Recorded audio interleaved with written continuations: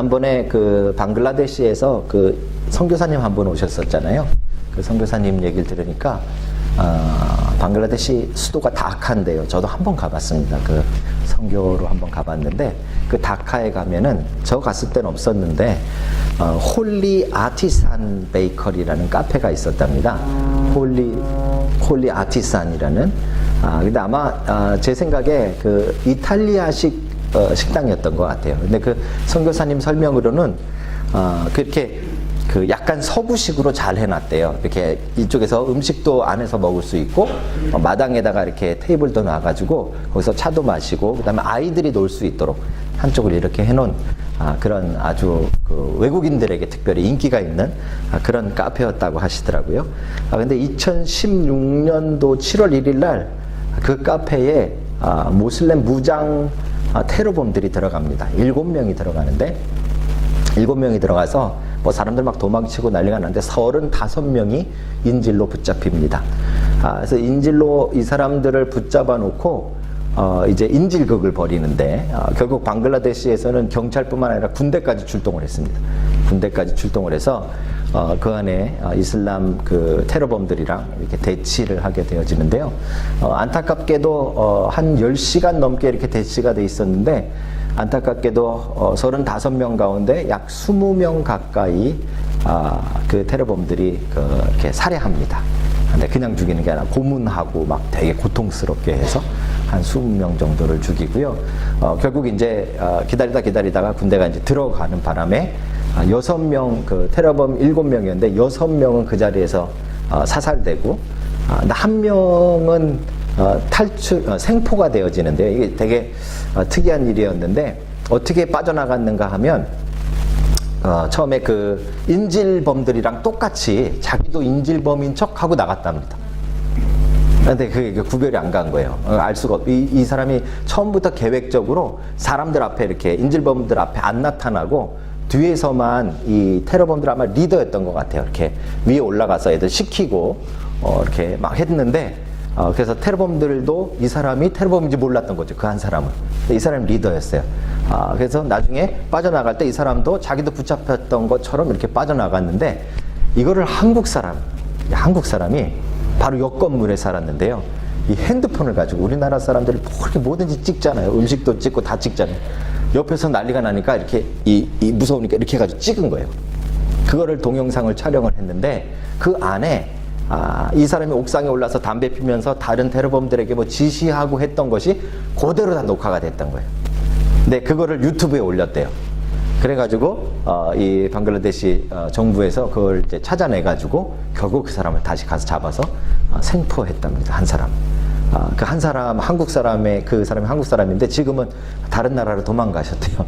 너무 위험해서 거기 그렇게 했기 때문에 제가 이 이야기를 왜 드리냐면요. 그 안에서 10시간 대치하고 있는 동안에 그 35명 가운데 어떤 사람은 살고 어떤 사람은 죽었어요. 그렇죠? 어떤 사람은 살려주고 어떤 사람들은 그 자리에서 되게 고통스럽게 참수도 하고 해가지고 사람을 죽였는데 이 어떻게 구별했는가 하면 자기네들이 말할 때 그 알라의 백성들 그러니까 이슬람 사람들은 그러니까 모슬렘인 사람들은 살려주고 그렇지 않은 사람들은 그 자리에서 죽이는 그런 일을 한 것이죠. 어떻게 구별했을까요? 제가 이렇게 그 사망자 명단을 봤더니요. 이탈리아 사람이 9명인가 뭐 그렇고요. 일본 사람이 뭐 7명인가 그러니까 외국 사람들도 있었어요. 근데 놀랍게도 방글라데시 사람도 한 3사람 거기서 살해당했어요. 그러니까 구별 안 가거든요. 잘 그죠? 근데 그 사람들은 왜 뭐 때문에 걸려서 알라의 백성이 아니라고 죽게 되었을까? 이렇게 한 사람씩을 데려다가요. 코란을 외워보라 그랬대요. 코란을 조금이라도 외우면 이 사람은 알라의 백성이라 그러고 살려주고 다음날 아침까지 먹였대요. 대단하죠, 그죠? 코란을 조금 더 못 외우는 사람들은 뭐 들어본 적도 없고 뭐 못 외우는 사람들은 그 자리에서 죽이게 된 거죠. 그래서 인터넷에요. 그 다음에 이 사건 있고 나서 제가 이렇게 찾아보니까 비상시에 살아남는 법이라는 그런 사이트 이렇게 글을 누가 올려놨더라고요. 비스밀라 히르라 흐마 니르마 힘 이거 외우면 산답니다. 이게 코란 1장 1절이랍니다. 이게 여러분도 한번 잘 기억해 두세요. 비스밀라 히르라 흐마 리르라 힘, 이거 외우면 산답니다. 이게 이 코란 1장 1절에 자비롭고 인자한 신의 이름으로라는 뜻이래요. 그죠? 네, 이걸 외운 사람들은 대부분 살려주고, 이거 아니더라도 다른 코란 구절을 외운 사람들은 살려주고, 그렇지 못한 사람들은 그 자리에서 죽었다는 것이죠. 이슬람 사람들이, 테러범들이 알라의 백성들을 구별하는 방법이었습니다. 근데 정말로 코란 한 구절 외운다고 정말 알라의 백성일까요? 그렇지는 않겠죠. 그죠? 똑같은 생각을 해볼 수가 있는데요. 이제 마지막 때가 되면 뭐 테러범이 아니라 우리는 심판대 앞에 서게 됩니다. 그죠? 그때 서게 될 때 하나님의 백성과 하나님의 백성이 아닌 사람들이 구별되어진다고 성경은 이야기하는데, 하나님의 백성, 누가 하나님의 백성이냐 하는 것이죠. 오늘 그 상황에서 방글라데시의 한 카페에서 일어난 것처럼 외모만 봐가지고는 그 사람이 어떤 사람인지 구별할 수 없는 것이 사실이라는 거예요. 많은 사람들이 유대인에 대해서 굉장히 강조하고 요즘 이스라엘의 회복에 대해서 굉장히 많이 수고하고 있는데, 여러분 그 혈통적인 이스라엘 그렇게 많이 정통 유대인들 그렇게 많지 않습니다. 다 섞여 있습니다. 그렇죠? 그래서 혈통이나 외모만 보고 이게 어느 백성 사람인지를 구별하기는 힘들다는 것이죠. 아니 불가능하다고 보는 것이죠. 그리고 성경은 그렇게 이야기하고 있지 않다는 것입니다. 어떤 사람들이 구별되어지는가? 우리 창세기를 쭉 보셨는데 누가 하나님의 백성인가 한번 생각해 보시면, 아담과 이브가 맨 처음에 하나님의 백성이었는데 죄를 짓게 되어지잖아요. 그죠? 그 이후에 이제 두 가지의 백성이 살아나게 됩니다. 하나는 셋의 자손, 하나는 누구죠? 가인의 자손. 그죠? 가인의 자손과 셋의 자손이, 셋의 자손은 여호와의 이름을 부르며 하나님의 백성으로 계속 기록되어지고요. 그 다음에 가인의 자손은 세상 백성으로 기록되어지잖아요. 근데 놀라운 사실은 이게 계속 이렇게 쭉 가는 것이 아니라, 노아 때 보면 이제 막 이게 다 섞여 버리잖아요. 더 이상 셋의 자손과 가인의 자손의 의미가 없어집니다. 그리고 노아 이후에 이제 그 홍수 이후에 바벨탑 사건 이후로는 더 이상 이런 구별이, 이런 혈통상으로 또는 보여지는 구별이 더 이상 이루어지지 않는다는 것이죠. 근데 중요한 것은요, 우리가 그 이전을 쭉 살펴보면서 셋도 그랬고 노아도 그랬고요. 그냥 혈통만 가지고 하나님의 백성이라고 말한 것이 아니라 그때마다 하나님 뭘 하셨는가 하면 약속을 하셨어요. 언약이라고 하죠. 그죠? 커버넌트라는 것을 하십니다. 인간과 하나님이 계약을 맺으시는데, 이 계약 속에 들어와 있으면 하나님의 백성이요, 이 계약 속에 들어오지 못하면 하나님의 백성이 아닌 것으로 성경이 지금 이렇게 기록해 가고 있다는 것입니다. 그 대표적인 게 이제 아브라함이라는 사람입니다. 하나님은 이제 노아 홍수 이후에 더 이상 구별이 없어지고 모든 사람이 다 뒤섞여져 버린 그 상황 속에서 하나님의 백성을 갈라내는 것이 아니라 하나님의 백성을 만드시는 일을 하는 거예요. 새롭게 이게 이제 내 백성이다라고 하나님의 백성을 만드시는 일을 하는데, 그 방법이 무엇인가 하면 바로 언약이라는, 약속이라는 것입니다. 하나님의 백성인 약속의 사람, 약속의 자녀, 어떤 사람을 우리가 하나님의 백성이라 하고 어떤 사람을 우리가 약속의 사람이라고 하는가 하는 것을 우리가 한번 살펴보실 겁니다. 여러분은 정말 과연 하나님의 사람인가? 우리가 창세기 1장 1절 외운다고 하나님의 사람이 되는 거 아닌 거예요. 그렇죠? 조금 전에 우리가 보았던, 말씀드렸던 그 알라의 백성들을 구별하는 그런 방법 가지고 하나님의 백성을 구별할 수 있지 않다라는 것입니다. 또 여러분들이 이 자리에 앉아 있기만 했다고 해서 다 하나님의 백성인가? 아닐 수도 있어요. 그렇죠? 약속의 백성, 도대체 누구를 약속의 자녀라고 하고 누구를 하나님의 백성이라고 하는가? 오늘 말씀 속에서 여러분과 제가 하나님의 자녀이고 하나님의 백성이고 약속의 자녀인 것이 발견되어지는 은혜가 있기를 주의 이름으로 축복합니다. 어떤 사람을 가지고 하나님의 약속의 자녀, 또 하나님의 백성이라고 부르고 있는가 하는 것이죠. 자, 본문으로 우리 한번 다시 돌아가셔서요, 우리 지난주에 이어지는 말씀입니다. 지난주에 아브라함이 그돌라오메를 쫓아갔죠. 몇 킬로나 올라갔다 그랬죠? 280km. 이거 굉장히 여기에 관심을 많이 가지시는 이과 계통의 분들이 계시더라고요. 몇 킬로면 정확하지는 않습니다. 그죠? 우리가 대충 그 거리를 계산해 보니까 호바라는 곳까지 한 280km 정도 떨어졌을 것이다 보는 거죠. 헤브론에서부터. 그 실제 지금의 지역으로 따질 때요. 그죠? 그 280km나 쫓아가서 그 돌라오멜과 그 연합군을 쳐부수고 돌아오는 길. 지난주에 우리 돌아오는 길에 황당한 일이 벌어졌죠. 첫 번째로 그 수많은 전리품 가운데 10분의 1을 누굴 줬습니까? 멜기세덱. 지난주에 다 오셨는데 거의 그죠? 멜기세덱에게 줬잖아요. 11조가 처음으로 등장했잖아요. 멜기세덱은 그 전에 등장도 안 하던 갑자기 뜬금없는 사람인데 듣도 보도 못한 사람한테 10분의 1을 드리는 놀라운 일이 일어났습니다. 그리고 나머지 10분의 9는 어떻게 했죠? 누굴 줬습니까? 소돔 왕에게 줬잖아요. 소돔 왕 참 뻔뻔스러운 사람이에요. 그 당시에 자기는 구덩이에 빠져서 죽을 뻔해서 겨우 살아났잖아요.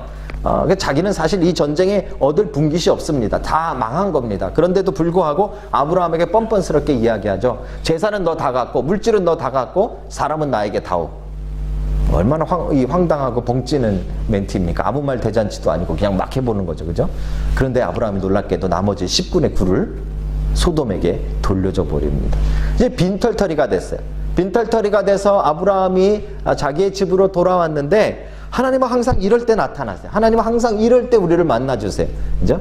우리가 어쩌면 아무것도 없고 낙심해 있고 때로는 우리가 굉장히 지쳐 있고 때로는 우리가 바닥에 있을 때 하나님은 꼭 그럴 때 우리를 만나주세요. 지금도 하나님이 아브라함을 만나시는 거예요. 그렇죠? 아브라함을 만나서 이제 아브라함에게 내가 너의 가장 큰 상급이다. 이 말씀 여러분 기억하셔야죠. 이게 지난주에 우리 주제입니다. 하나님이 우리의 큰 상급이다. 아브라함은 그걸 깨달은 거예요. 물질도 아니었어요. 사실 아브라함은 그렇게 물질에 관심이 있었던 사람이 아닌 것으로 보여집니다. 누가 그러시더라고요. 돈은 쫓아가면 도망가고 무시하면 돈이 쫓아온 돈이 오히려 저에게 온다고. 제가 돈을 무시해봤더니 안 오더라고요. 그것도 틀린 말인 것 같아요. 어쨌든지 여러분 지금 아브라함은 물질을 조금 무시하고 물질을 별로 그렇게 중요하게 여기지 않는 사람입니다. 아브라함에겐 다른 것이 있었기 때문에 아브라함이 관심을 갖고 있는 게 하나가 따로 있었어요. 그래서 아브라함에게 하나님이 나타나셔서 내가 너의 큰 상급이다 했을 때 바로 이제 그 말씀에 이어서 오늘 15장이 시작되는 거예요. 아브라함은 하나님이 나의 상급이라는 말씀 속에 무엇이 들어있었느냐 하면 하나님이 아브라함에게 하셨던 그 약속이 들어있었던 거예요. 12장 1절에 등장하고요. 13장 14절에 등장하고요. 오늘 15장에 등장합니다. 하나님이 아브라함에게 하신 약속 무엇입니까? 여러분 이건 다 아셔야죠. 첫째, 자식을 주겠다 하는 약속. 둘째, 땅을 주겠다 했던 약속. 그죠? 자식을 주겠다 하는 약속은 자식 한 명에 대한 이야기가 아닙니다. 그죠? 자손에 대한 이야기. 이건 백성, 사람에 관한 이야기입니다. 땅, 이 백성만 있어서는 소용없죠. 그들이 살 수 있는 땅이 필요한 거죠. 땅을 주겠다. 세 번째는 또 뭐였을까요? 복이라는. 이게 조금 오해가 생겼는데 우리는 복하면 머릿속에 돈부터 떠오르니까 복하면 돈 이렇게 생각하지만 여기서 말하는 복은 그거보다는 다스리는 권세예요. 그 당시에는 종으로 살든지 주인으로 살든지. 그죠? 그래서 이 통치권에 관한 부분이. 자, 보세요, 여러분. 백성이 있고, 땅이 있고, 통치권이 있어요. 그럼 뭐예요? 그 국가가 되는 거예요. 나라가 되는 거예요. 하나님이 아브라함에게 12장 1절에 약속하시고 13장 14절에 약속하시고 지금 15장에 약속하고 계시는 약속은 무엇인가 하면 하나님 나라에 대한 부분이에요. 나라. 내가 너로 인해서 이제 큰 나라를 만들겠다 하고 하나님 약속하셨는데 아브라함은 재물보다도 거기에 굉장한 관심이 있었어요. 하나님의 이 약속이 나라를 만드시겠다는 이 약속이 어떻게 이루어질까 여기에 관심이 있었던 것이죠. 그런데 한번 생각해 보십시오. 지금 아브라함에게 그런 그 약속이 이루어질 만한 조건이 돼 있었을까요? 그런 것이 지금 하나도 안 되어져 있는 것을 우리가 볼 수 있죠. 그래서 아브라함이 뭐라고 이야기하는가 하면 2절에 15장 2절에 이렇게 묻습니다. 아브라함이 이르되 주 여호와여 무엇을 내게 주시려 하나이까? 나는 자식이 없사오니. 돈에 대한 이야기가 아니에요. 그죠? 하나님 분명히 약속하신 게 있는데 그 중에 자손을 주시겠다 하셨는데, 백성을 주시겠다 하셨는데 나는 자식이 없습니다. 나의 상속자는 이 다메섹 사람 엘리에셀이니이다. 참 재밌는 이야기인데요. 지금 하나님 분명히 나로 인해서 큰 나라를 만드신다 그랬는데 내 안에는 애가 없어요. 그럼 어떻게 이제 자식이 없을 거 아니에요? 후사가 없을 거 아니에요? 그러니까 그 당시의 생각으로 집에서 가장 똘똘한 종, 우리 집에서 가장 공부 잘하는 종, 얘를 양자 삼아서 이제 내 아들 삼고 내 모든 것을 물려줘야겠다, 이렇게 생각한 거죠. 그 사람 이름이 뭐예요? 엘리에셀이라는 사람입니다. 실제 인물입니다. 그래서 아브라함이 하나님에게 이야기하는 겁니다. 하나님, 자식도 안 주지 않았습니까? 지금 제 아내 지금 나이가 거의 100살 다 돼가는데 애는커녕 지금 아무것도 우리가 난 것도 없고 임신도 안에 있는 이런 상태고, 그러니 그냥 우리 집에 가장 똘똘한 애 하나 있는데 얘로 합시다 하고 오히려 하나님께 엘리에셀에 대해서 이야기하는 것이죠. 저 중요한 이야기입니다. 왜냐하면 318명이나 되는 사병들이 있었는데 이 친구들이 다 아브라함의 집에서 길리온 자들이다, 이런 얘기 했잖아요. 그죠? 그러니까 아브라함의 지금 이 규모가, 아브라함과 함께 하고 있는 사람들의 규모가 학자들에 따라서 군사가 318명이면 1000명은 좋게 넘을 것이라고 보는 거죠. 그죠? 굉장히 큰 공동체가 된 거예요. 하지만 아무리 커봤자 뭐예요? 자식이 없으니까 이건 아브라함 죽으면 다 끝나는 일이 돼버리는 거예요. 아브라함. 요즘 같으면 사회 기부하고 여러 가지 있겠지만 그 당시에는요, 이 하나님의 분명히 큰 나라를 만들겠다고 하셨는데 물려줄 자식이 없는 거예요. 사람들은 점점 많아져서 1000명이나 되지만 그걸 이끌어갈 자식이 없는 거예요. 그러니 엘리에셀을 내밀게 되는 것이죠. 그렇죠? 그런데 하나님은 재밌으십니다. 이러한 아브라함을 데리고 나가십니다. 그렇죠? 밖으로 데리고 나가서, 아니다, 엘리에셀이 아니라 네 몸에서 날 짜여야 한다. 그러니까 나중에 유전자 검사에도 친자 확인이 될 그 아들이어야 한다라고 말씀하시면서 하늘의 별들을 보여주시고 네 자손을 이와 같이 많게 하리라 말씀하셨죠. 우리는 이 말씀 너무 많이 들었잖아요. 감동스럽죠. 근데 한번 입장을 바꿔놓고 생각해 보세요. 여러분, 애가 없어요. 우리 와이프 100살이 다 돼가요. 나는 이제 재산도 좀 그래도 어느 정도 많아졌고 이거 다 물려줘야 되는데 받을 사람이 없어요. 근데 하루는 하나님이 밖으로 데려나가시더만 별 보여주면서, 야, 이렇게 많은 자손을 너에게 주겠다. 그럼 여러분, 감사합니다 이러실 거예요? 이거 믿어지는 사람이 어디 있어요? 황당한 일이죠. 그죠?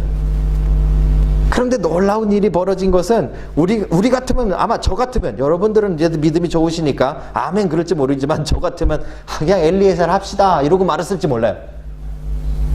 그런데 아브라함은, 여러분 6절에 보시면, 아브라함이 여호와를 믿으니 여호와께서 이를 그의 의로 여기니라.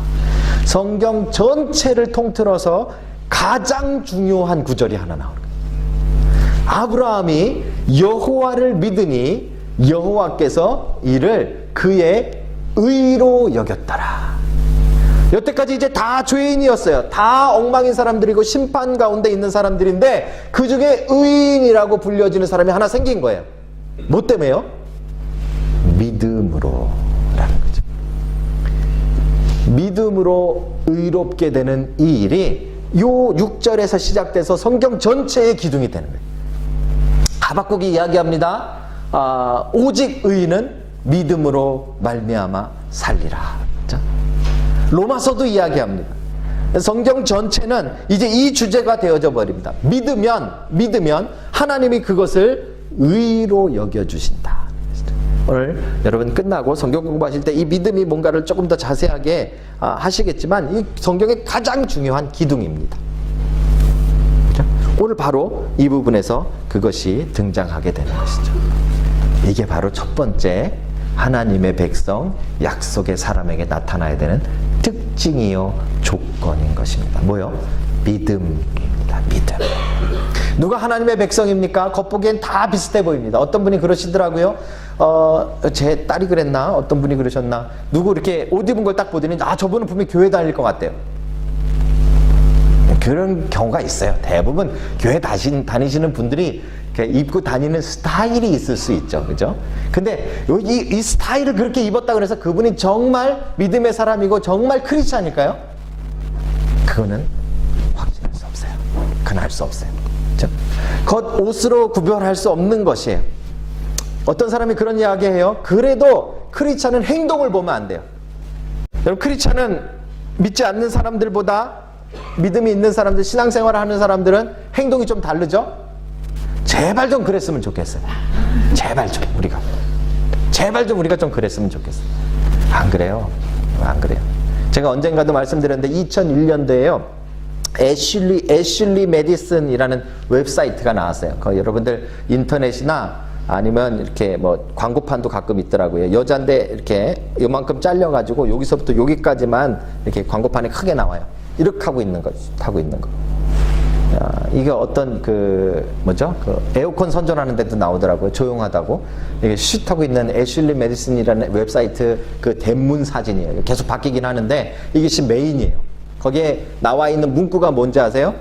인생은 짧다. 그러니 바람을 피우라. 애슐리 메디슨이라는 웹사이트는 불륜 사이트였어요. 거기에 비밀리에 그 회원 가입을 해가지고요. 그 안에서 서로 만나가지고 바람을 피우는 그런 웹사이트였어요. 다들 그런 게 다 있었는데 엄청난 사람들이 회원으로 가입합니다. 언제까지 이게 호황을 누렸느냐? 2015년도까지요. 2015년도에 한 그 해커 그룹이 해킹하는 IT 그룹이 애슐리 메디슨 웹사이트를 해킹해가지고 그 회원 명단을 공개해버립니다. 전체도 아니고 일부를 공개했습니다. 그게 공개되는 날 미국의 400명의 목사님, 장로님, 안수 집사님, 교회 지도자들이 사임을 했습니다. 그거 명단만 공개됐는데 대단한 일이죠. 그거를 이끌었던 사람이요, 노엘 비더만이라는 사람인데 그 사람이 설문조사를 초창기에 했어요. 한 6만 3천 명을 데리고 했대요, 처음에. 지금은 뭐 그거하고는 잽도 안 되는 엄청난 숫자로 늘어나 있습니다. 6만 3천 명을 가지고 어떤 조사를 했는가 하면 그들의 종교를 조사했어요. 도대체 이 불륜 사이트에 들어와서 이러는 이분들의 종교가 도대체 뭔가 기대되시죠? 기독교인 가운데 거듭난 크리스찬, 그러니까 여러분과 저처럼 본어게인, 나는 예수님의 보혈로 구원받았다라고 믿는 본어게인 크리스찬들이 25.1%, 캐톨릭이 22.75%, 일반 개신교가 22.7%. 6만 3천 명 가운데 자기는 종교가 없어요, 자기는 예수님을 안 믿어요 라고 말한 사람들은 8.7%. 얼마나 충격적인 건지 모릅니다, 여러분. 이 사람이 이 설문조사를 나서 너무 신나게 신문 기사에 이렇게 냈어요. 가서 기도를 매주 하던, 토요일 날 하던, 뭐 유대교도 있을 수 있고 주일날 예배드리는 우리들도 있을 수 있고, 그죠? 매주 주일날 하던, 아니면 매주 토요일에 하던, 아니면 하루에 3번 기도를 하든지 간에 종교는 불륜에 영향을 미치지 못한다. 실제로요, 그 데이터에 따르면 여러분과 제가 크리스찬인 것이 그 불륜 문제에 전혀 역할을 하지 못하고 있었다라는 사실입니다. 우리의 행동으로 믿지 않는 사람보다 조금 선하다고요? 말도 안 되는 거짓말이에요. 데이터가 말해주고요, 자료들이 말해줍니다. 제발 좀 그렇게 됐으면 좋겠어요. 그게 우리의 목표고 그게 우리의 꿈이에요. 하지만 현실은 우리의 행동이 믿지 않는 사람들에 비해서 조금 더 의롭거나 선하지 않다라는 사실입니다. 구약에도 많은 사람들이 그랬고 신약에도 그랬고 지금도 그렇다는 것이죠. 우리가 다 죄인이라는 사실이에요. 다 죄인인데 그럼 누가 하나님의 백성입니까? 하나님 첫 번째 조건을 말씀하신 거예요. 여호와를 믿으니 이를 그의 의로 여겼더라. 하나님의 백성은 먼저 행동에 달려있는 것이 아니고요, 외모에 달려있는 것이 아니고 생김새에 달려있는 것이 아니라 보이지 않지만 여러분과 제 안에 있는 믿음에 달려있는 거예요. 그렇죠? 믿는 자들. 그리고 여러분 정말 참된 믿음이 그 안에 있으면 이 믿음이 오히려 이제 우리의 행동을 바꿔가는 거지.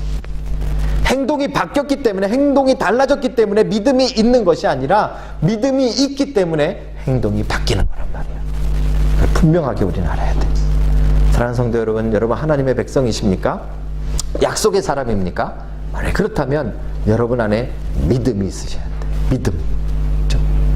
이 믿음이 우리로 하나님의 백성이 되게 하고 이 믿음이 우리로 하나님의 자녀임을 증거하게 하는 것입니다.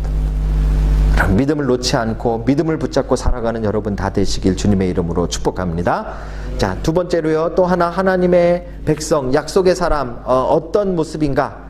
오늘 본문의 6절에서 이 여호와를 믿고 이를 의로 여겼다라는 놀라운 구절이 등장하고 그 다음에 하나님이 바로 자녀를 주시고 뭐 땅을 주시고 뭐 이렇게 된 게 아니에요. 그 다음에 7절에 보니까 이야기는 계속 진행되고 있어요. 하나님께서 나는 이 땅을 내게 줘 소유를 삼게 하려고 뭐 이렇게 하면서 쭉 옛날 얘기를 또 꺼내세요. 이건 12장에서도 마찬가지고 13장에서도 마찬가지고 지금 15장에도 나오고 있는 거예요. 자손에 대한 이야기뿐만 아니라 두 번째 땅에 대한 이야기죠. 하나님 분명히 땅을 주신다고 했는데 이 가나안 땅에 와서 딱 섰을 때 바로 그 땅을 너에게 주겠다 이렇게 말씀하셨잖아요. 그런데 지금 한참 시간이 지났는데도 아직도 그 땅 아브라함께 아니라는 말이에요. 지금 아브라함 새 들어 살고 있는 거예요. 지금 아브라함은 헤브론이라는 곳에서 그냥 남들에게 좀 얹혀 사는 나그네로 살아가는 것이에요.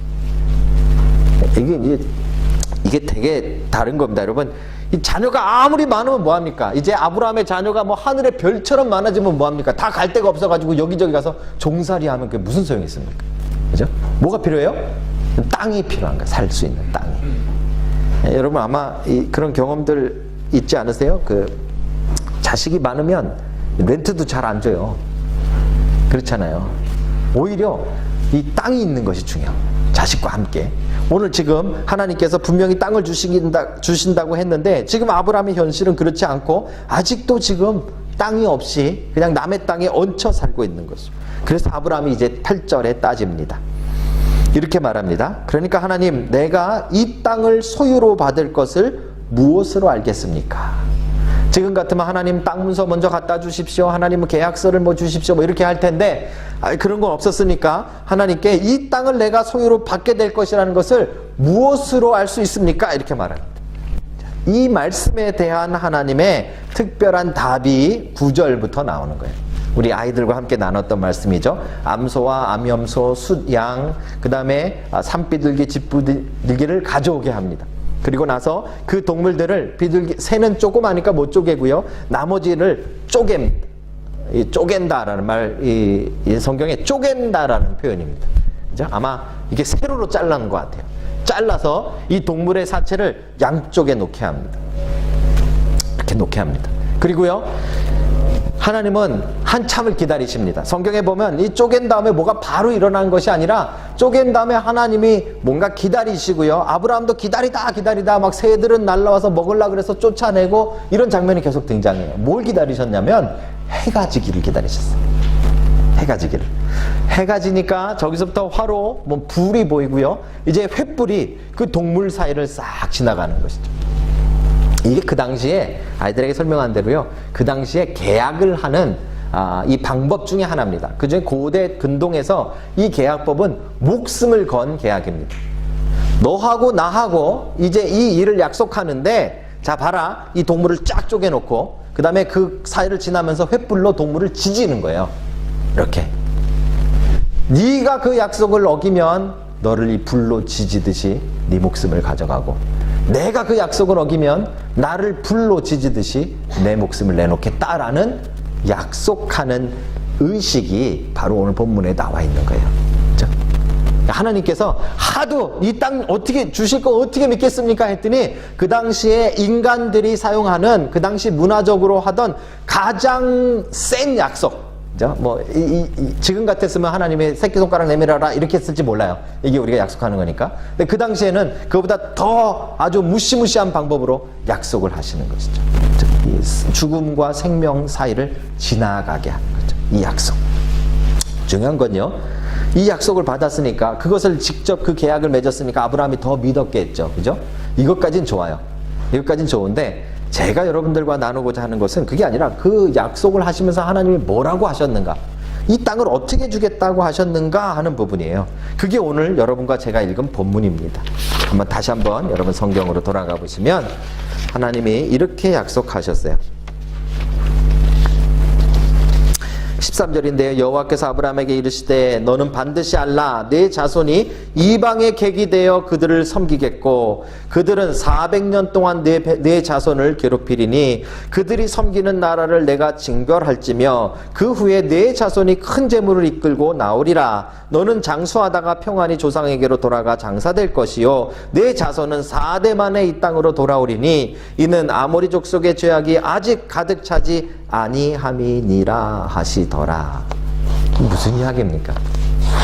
뭐가 생각나십니까? 이 구절 읽으시면. 예?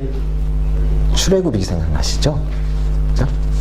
한참 뒤에나 일어날 출애굽을 말씀하시면서 여기다 벌써 얘기해 주셨어요. 창세기에서 아브라함에게. 그러니까 아브라함이 믿었던 약속은, 하나님의 약속은 하나님께서 지금 자녀를 막 10명, 20명씩 주셔서 애들이 많아지고 그 다음에 바로 그 가나안 땅을 주셔서 거기서 막 시끌벅적하게 사는 약속이 아니었던 거예요. 분명히 하나님 말씀하셨어요. 그죠? 자녀는 분명히 네 몸에서 나는 자녀가 될 것이고 그들로 인해서 이제 너희의 자손들은 먼 나라로 가가지고 거기서 400년 동안이나 남들의 종처럼 살아갈 것이고 고생하다가 나중에 거기서 나와서 이 땅으로 4대 만에, 한 대를 한 100년으로 본 거예요. 400년 만에 이 땅으로 돌아올 것이다. 이렇게 말씀하신 것이죠. 제가 뭘 말씀드리고자 하냐면 아브라함은 그런데도 이것을 평생 믿으며 살았다는 거예요. 너무 재밌지 않아요? 이게 아브라함으로 뭐 어쩌라는 얘기입니까? 이게 아브라함하고 무슨 상관이 있습니까? 지금 당장 일어나는 일이 아니잖아요. 그런데도 불구하고 아브라함은 평생을 살면서 자기의 마음속에 이제 언젠가 내 몸에서 태어날 자녀가 이제 점점 많아지고 그 자녀들이 다른 나라에 가서 그 고생을 하다가 400년이 지나면 이 땅에 와서 그때야 드디어 나라가 되겠구나라는 꿈을 꾼 거예요. 하나님 나라에 대한 소망을 가졌다는 말입니다. 소망. 그렇죠? 누가 하나님의 백성이에요? 누가 하나님의 약속의 자녀입니까? 소망을 가진 사람들이에요. 소망. 이 소망은 당장 내게 이루어지는 것이 아니에요. 당장 오늘 이루어지는 일이 아니에요. 우리는 신앙생활하면서 너무 착각하고 있는 것이 있어요. 지금 당장을 위해서만 살아가요. 지금 당장 어려운 일, 지금 당장 아픈 거, 지금 당장 돈 안 벌리는 거, 지금 당장 애들 속삭이는 거, 이것만 해결되어지면 모든 것이 될 것 같은 착각 속에 살아가고 있는 게 오늘날 우리의 신앙이잖아요. 그거 아니에요. 성경이 말하는 약속의 사람 하나님의 백성은 지금 당장만을 바라보고 살아가는 것이 아니라 먼 미래에 어쩌면 내가 죽은 다음에 400년 뒤에 하나님이 약속하신 그 약속대로 하나님의 자녀들이 이 땅에 돌아와서 하나님의 나라를 만들겠구나라는 소망을 갖는 거예요. 그게 하나님의 백성의 모습인 거죠. 사랑하는 성도 여러분, 어쩌면 우리가 이 땅에 아마 다 그렇게 믿고 계실 거예요. 우리가 살아계시는 동안 예수님이 오시겠나? 오실 수도 있어요. 그런데 안 오실 수도 있잖아요. 그렇죠? 그럼 우리하고 무슨 상관이 있어요? 우리는 죽을 때까지 그 소망을 가지고 살아가는 거예요. 혹시 주님이 오시면 내가 살아있을 때 하나님의 나라를 이 땅 가운데 완성할 것이고, 만약에 내가 먼저 죽으면, 그죠? 예수님이 오셔서 우리를 다시 부활하실 때 그때 하나님의 나라를 만들어 가실 거잖아요. 그 하나님의 나라를 꿈꾸고 그 하나님의 나라를 꿈꾸고 매일매일 살아가는 것, 그것이 바로 소망의 사람인 거죠. 하나님의 백성입니다. 여러분에게 이 소망이 없다면 하나님의 백성이 아닌 거예요. 사랑하는 성도 여러분, 오늘 아브라함은 이제 하나님께 분명한 약속을 받았어요. 하나님의 나라를 만드는 약속이에요.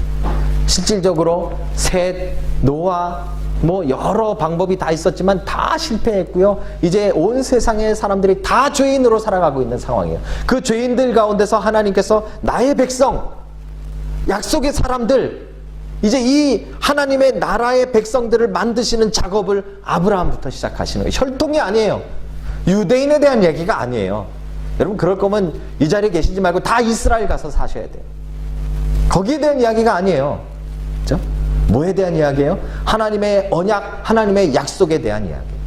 이 약속으로 만들어지는 하나님의 백성, 언약으로 만들어지는 하나님의 백성은 이 두 가지가 그 안에 있어야만 하나님의 백성의 믿음, 소망 두 가지요. 자, 그냥 별 보여주시는데 그거 바라보면서 여호와를 믿으니 이렇게 표현해놨잖아요. 자, 뭐 돈 주시는 거 믿는 것도 아니에요. 여호와를 믿으니 하나님께서 이를 그의 의로 여겼더라.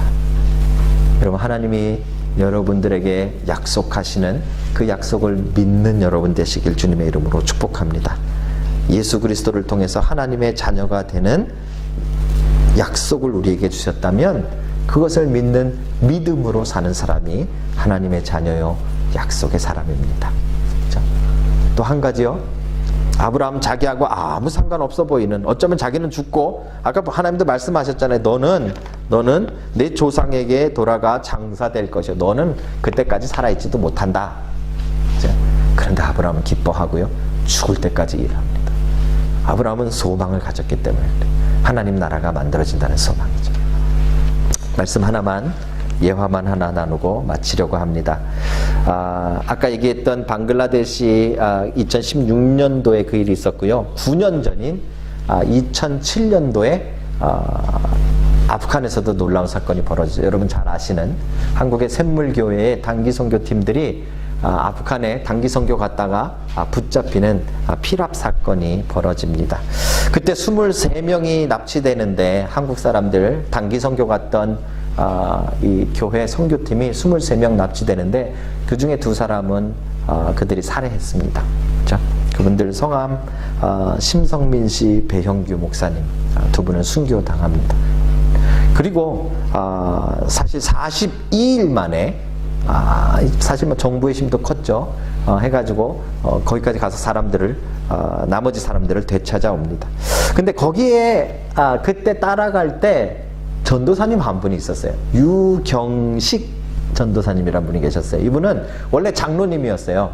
연세가 조금 있으셨는데 신학을 나중에 시작을 해가지고 그때 2007년도 그 당시에 막 신학대학원을 다니고 계시는 중이었어요. 그래서 전도사로서 거기에 참석을 한 거예요. 그 팀 중에 나이가 제일 많았대요. 그분이 돌아오고서는 그렇게 마음 아파했대요. 자기가 나이가 제일 많은데 목사님이랑 젊은 사람이 대신 거기서 죽었기 때문에 자기가 죽었어야 된다고 막 인터뷰할 때 그렇게 말할 정도로 굉장히 안타까워하셨던 분이. 그분이 돌아와가지고요. 신학교를 마무리 졸업을 하고 목사 안수를 받습니다. 목사 안수를 받자마자 그리스로 날아가서 거기서 아프간 난민들 돕기 사역을 시작합니다. 대단한 일이지 않아요? 저는 그게 될까? 물론 한번 상상해 보세요. 그냥 이게 그냥 머리로는 되는데 실제로 거기 붙잡혀가지고 막 정말 그 우리 일원 중에 2사람은 참수당해서 죽는 그런 상황이었는데 그 아프간 사람들, 아자만 들어도 정말 치가 떨릴 텐데 그 아프간 사람들 돕겠다고 그리스로 날아가서 거기서 아프간 난민 사역을 하신 거예요. 작년엔가요, 66세 나이로 12월 달에 교통사고로 사역 중에 돌아가셨어요. 저는 그분 딸도 있고 가족도 한국에 있고요. 그 사역하다가 운전 중에 교통사고로 돌아가셨대요. 이분의 인생을 한번 저는 그 기사를 보면서 한참 생각해 봤습니다. 왜 그랬을까? 왜 그랬을까? 여러분 같으면 그렇게 하시겠어요? 한번 아프간 사람들한테 붙잡혀서 죽을 뻔한 것도 인생에 정말 한번 있을까 말까 하는 재수없는 일인데 길을 쓰고 그 사람들 돕겠다고 또 그리스까지 날아가서 그 난민들, 그 원수 같은 난민들 돕다가 그것도 교통사고로 죽게 됐는데 왜 그랬을까? 어쩌면 이분이 하려고 했던 것이 바로 이 소망이 아니었을까? 하나님 나라에 대한 소망. 그렇죠? 이 땅에서 사는 삶에 대한 것보다 이제 곧 이루어질 하나님 나라에 대한 소망이 더 크고 중요했던 거예요. 그렇죠? 그러니까 그 아프간 사람들 정말 치가 떨리는 그 아프간 사람들을 또 돕겠다고 가서 사역을 지금까지 하다가 그렇게 생을 마감한 거겠죠. 사랑하는 성도 여러분, 우리의 인생에 여러분은 무엇을 따라 살아가는가 한번 생각해 보셔야 돼요. 그렇죠? 우리를 이끌어가는 인생에 우리를 이끌어가는 견인차는 무엇인가? 하루하루 먹고 사는 거요? 비즈니스요? 여러분의 인생을 이끌어가는 것이 도대체 무엇인가? 하나님의 백성이라면 믿음과 소망이라는 것이 우리를 이끌어가야 돼요. 그렇죠? 그럴 때 지금의 삶의 의미가 달라지는 것입니다. 저는 유경식 목사님이 그런 삶을 살았다라고 믿습니다. 그래서 아마 다시 그곳까지 가서 그 사람들을 돕겠다고 고생하다 아마 순교하시지 않았을까, 순직하지 않았을까, 그렇게 생각합니다. 여러분, 이게 바로 소망의 사람입니다. 하나님 나라를 꿈꾸는 사람. 그죠? 이 땅의 것보다 더 멀리, 어쩌면 내가 지금 당장 누릴 수 없는 그것이지만 하나님이 약속하셨기 때문에 그것을 정말 붙들고 살아가는 것. 그게 아브라함의 삶이었고 여러분들의 삶이 되시길 주님의 이름으로 축복합니다. 기도하시겠습니다.